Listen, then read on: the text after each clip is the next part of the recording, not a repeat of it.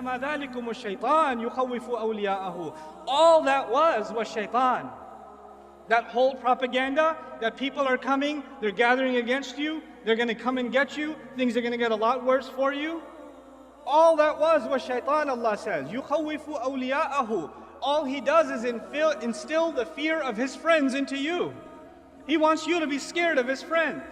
That's one interpretation of the text, but equally applicable is another interpretation of the same text grammatically, which is all that was is shaitan, who only the people who are his friends get scared. So if you get scared, Quran is commenting, you become friends with who? Shaitan. يُخَوِّفُ أَوْلِيَاءَهُ. He's only successful in scaring his friends. So there's two things. He wants you to be scared of his friends, and if you do get scared, you just became friends with him.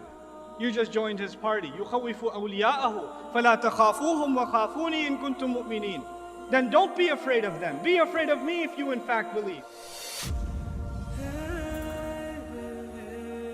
Every time you and I stand in front of Allah, it's not just because we worship Allah. It's not just because we only believe in one God. That is also an acknowledgement that we fear no one but Allah, that we bow before no one but Allah, that we humble ourselves before no one but Allah. When every salah is a reminder that there is nothing else, no political circumstance, no rhetoric, no media, there is no bias against this, no crimes that are taking place, that will instill the fear of anyone other than Allah in our hearts. That is an acknowledgement every time you and I stand in prayer. فَلَا تَخَافُوهُمْ وَخَافُونِي إِن كُنتُم مُؤْمِنِينَ وَلَا يَحْزُنْكَ الَّذِينَ يُسَارِعُونَ فِي الْكُفْرِ. Allah is not done. He says, don't let those who are making a lot of efforts for furthering the cause of disbelief, those who are making so many efforts to destroy Islam, those who are making so many efforts to turn believers into disbelievers, those who are making so many efforts to further kufr on the earth, disbelief and disregard of God on the earth. They make a lot of efforts, they have a lot of money, they have a lot of resources, they have a lot of tools. Don't let all of their efforts ever worry you. لا يحزنك الذين يسارعون في الكفر. This is a principle of the Quran. We have forgotten this principle. Ustad Nouman, have you seen what they're doing on this website? Do you know this video that they made? Do you know what they said on CNN? Do you know what they said on Fox? Why don't you just recite لا يحزنك الذين يسارعون في الكفر? Don't let their efforts and their schemes and their propaganda ever worry you. إنهم لن يضروا الله شيئا. I love this part. إنهم لن يضروا الله شيئا. They, no doubt about it, can't harm Allah at all. I'm baffled by this statement. Allah said, don't worry about their schemes and their plans and their plots and their propaganda. They can't harm who at all? They can't harm Allah at all. I'm not worried about them harming Allah. I was actually kind of worried about them harming me. So I was expecting Allah will say, don't worry about their schemes, they won't harm you. But Allah says what instead? Don't worry about their schemes, they can't harm Allah. Why is that? Because Allah is our protection. It's like Allah is our shield, and they can't do anything about this shield. So you're safe, because you're with Allah. You're with Allah. They can't harm Allah. So you have nothing to worry about. لَإِنَّهُمْ لَن يَضُرُّوا اللَّهَ شَيْئًا. Then why is Allah giving them this opportunity to scheme and plot and further their cause and make things more and more difficult for the believers? يُرِيدُ اللَّهُ أَلَّا يَجْعَلَ لَهُمْ حَظًّا فِي الْآخِرَةِ. Allah wants that they get nothing, not even a little bit of the akhirah. Meaning there are people that are evil and they want to continue to do more evil and undermine and continue the path of injustice and oppression. Allah says, I'd like to let you dig your hole a little deeper, because that little good you have left in you, you don't even deserve it. Let you do your evil. Why are people so evil? Because Allah's punishment to them is He let them have it. You want to go this way? Go ahead. Go ahead. وَلَهُمْ عَذَابٌ عَظِيمٌ. They have great punishment standing before them. Instead of being afraid of them, the Quran makes us feel sorry for them. They're digging their own hole. إِنَّ الَّذِينَ اشْتَرَوُا الْكُفْرَ بِالْإِيمَانِ. Now listen to this part. Then he turns his attention to within our own ranks. There are those who sold their belief with disbelief. There are those who under the pressure of the enemy said, this Islam thing is too much. I can't handle it. I can't handle, the way people look at me, the way people think about me. I'd rather sell this off and be like everybody else who's disbelieved, so I'll fit in better. Allah says about them, لَن يَضُرُّ اللَّهَ شَيْئًا. What do you think? They're going to harm Allah? They can't harm Allah at all. وَلَهُمْ عَذَابٌ أَلِيمٌ. And they have painful punishment coming before them. This is about those who sell their deen. May Allah not make us of them. وَلَا يَحْسَبَنَّ الَّذِينَ كَفَرُوا إِنَّمَا نُمْلِي لَهُمْ خَيْرٌ لِأَنفُسِهِمْ. Don't allow the disbelievers, the enemies of Allah's deen, don't allow the vicious enemies of the Prophet ﷺ to ever think, don't you dare think about them, that the stuff that they do is good for them. The extension Allah has given them is good for them. I'd like to give you an analogy here so it'll help you understand what's happening in this ayah. You have a rabid dog, a crazy dog, who goes and bites whatever. And then somebody says, why don't you just put it on a leash? And what Allah does is He puts this dog on, like you could say, 1,000-foot leash. It's a really long leash. The thing is, for 999 feet, this dog thinks that it's running free. Doesn't it? If you put it on a 1-foot leash, it can't move. But if you put it on a 1,000-foot leash, it's going to run around and never feel like a choke. But Allah says, I only extend for them, release them, give them more room. You want to do evil stuff? You want to do kufr stuff? Go ahead, do more. Try to hurt the cause of Islam more. Propagate lies against Allah's Prophet more. Say vicious things about the Quran more. Go ahead, go ahead, go ahead. Because that same dog, when it's running full speed and it hits foot 1,000, what happens to him? He gets choked, doesn't he? And that choke is way harder when he's running full speed than it would have been if it was 1 foot long. That's the plan Allah has for them. Let them dig their hole. Let them choke themselves. إِنَّمَا نُمْلِي لَهُمْ لِيَزْدَادُوا إِثْمًا. We only give them extension so they can earn more sins. وَلَهُمْ عَذَابٌ مُهِينٌ الْجَزَاءُ مِنْ جِنْسِ الْعَمَلِ كَمَا يُقَالُ. Allah says, and they will have humiliating punishment. Why did Allah say they have humiliating punishment? Allah usually says great punishment, painful punishment, but this time He says humiliating punishment. Why? Because when they try to humiliate the deen of Allah, then the only fair punishment is that they shall face humiliating punishment.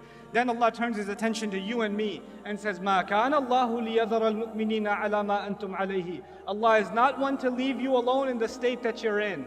Allah will not just leave you be and let you just think that you have faith. حَتَّى يَمِيزَ الْخَبِيثَ مِنَ الطَّيِّبِ. Until He can separate the good ones among you from the filthy ones. Some of you have filth inside of your hearts, and when the state of fear comes, and the pressure comes, and the stereotyping comes, some of you will abandon your faith, and that filth in your hearts will take over whatever good you had in it.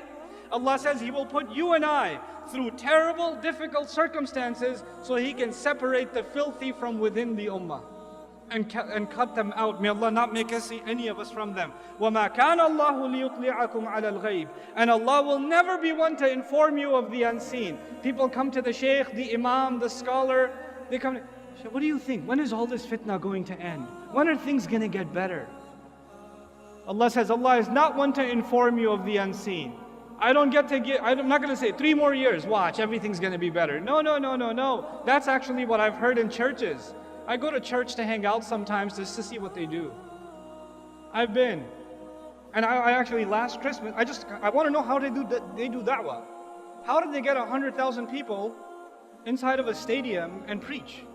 So I went to listen. What do these guys do? And they're like, this year is going to be a great year for you. The Lord's going to take care of everything.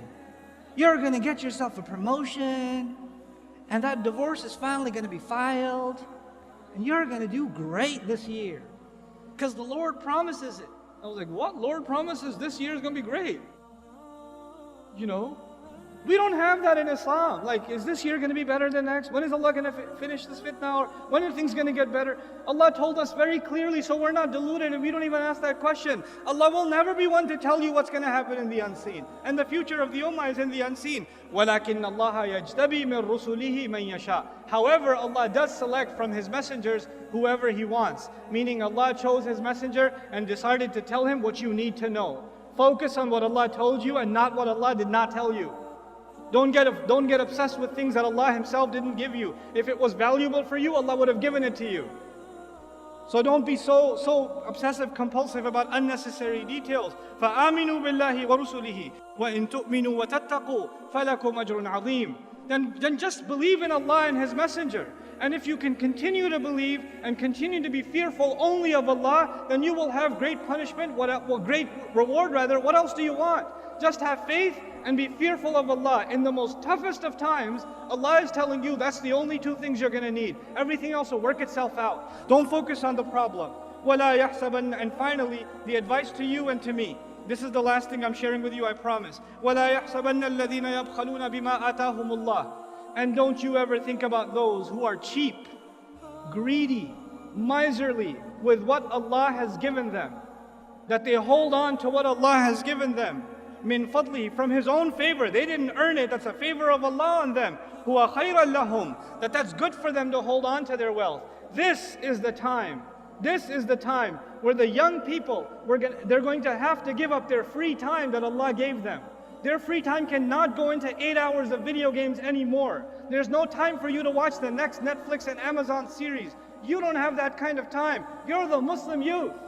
Allah has given you free time. Allah has given you talent. Allah has given you creativity. That creativity cannot go into you making stupid jokes on social media. It needs to be used in much more productive ways, because these people who Allah has given wealth and luxury and opportunity and health and talent, when Allah has given all of these things and they're cheap and miserly with it, they only use it for themselves. What does Allah say about them? That they think they get to use it for themselves is good for them? بَلْ هُوَ شَرٌّ لَهُمْ. It's bad for them.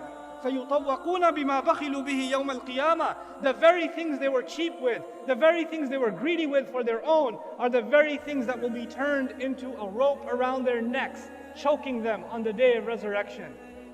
That time, that ni'mah, that rizq that Allah gave you, that you didn't put to the right cause, is going to come and choke you on the day of resurrection. May Allah not make us of them. وَلِلَّهِ مِيرَاثُ السَّمَاوَاتِ وَالْأَرْضِ. Man, what a thing to say. Allah alone owns the entire inheritance of the skies and the earth. What in the world is inheritance doing here? Allah is reminding you and me, whatever you own, whatever I own, whatever I enjoy in this life, I'm not going to get to keep it. At the end of the day, I'm going to be in the ground and somebody else will be driving my car. I'm going to be in the ground and somebody else will be wearing my clothes. And by the way, they won't be driving it for that long either. They're going to be in the ground too. Somebody else will be living in that house 100 years from now. Somebody else is going to be, eating the fruit of that tree that I have in my backyard. It's not going to be mine. And at the end of it all of it will be given in inheritance back to Allah. It's Allah's. Because everybody will be gone. Understand the temporal nature of the material world. Do not become materialistic in your goals, in your aspirations. Things Allah Azza wa Jalla is offering us in a time of great fitna, the only thing to worry about is what you will earn with Allah. Put your efforts in this world. Excel. Do your very best. But then again, if that's all you want to do for this life, then that is what is exactly choking you. It's going to choke you. It's going to destroy you. Our deen is so beautiful, such a balance between what we want in the next life and what we get in this life. It merges the two of them. We're not just people of akhirah and we're not just people of dunya. We're people of Rabbana atina fid dunya hasana wa fil akhirati hasana. وَقِنَا عَذَابَ النَّارِ. And so Allah Azza wa Jal concludes, as I conclude in this passage, وَاللَّهُ بِمَا تَعْمَلُونَ خَبِيرٌ. And Allah has full news and full account and a full perspective on everything that you're doing. And that's a comment to the ummah. I know what you're doing. I know what you're doing when you've been hit with injury. I know whether or not you are becoming people of Jannah. I sincerely remind myself and I remind all of you that this Qur'an is a living document. It's a living book.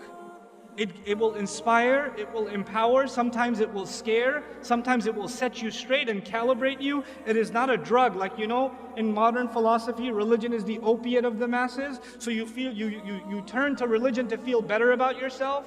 Yes, the book of Allah will make you feel better about yourself. But sometimes you just need to get a slap in the face and get set out straight.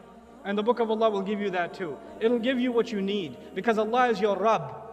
He's your master. He doesn't have to cater His message to what might make you feel better. He'll cater the message to what you need, what your heart needs. And this time Allah is basically telling the ummah, in the middle of this crisis, grow a spine, get strong. Don't be afraid of anybody else. prove yourself to Allah, and none of the efforts you do will go unacknowledged.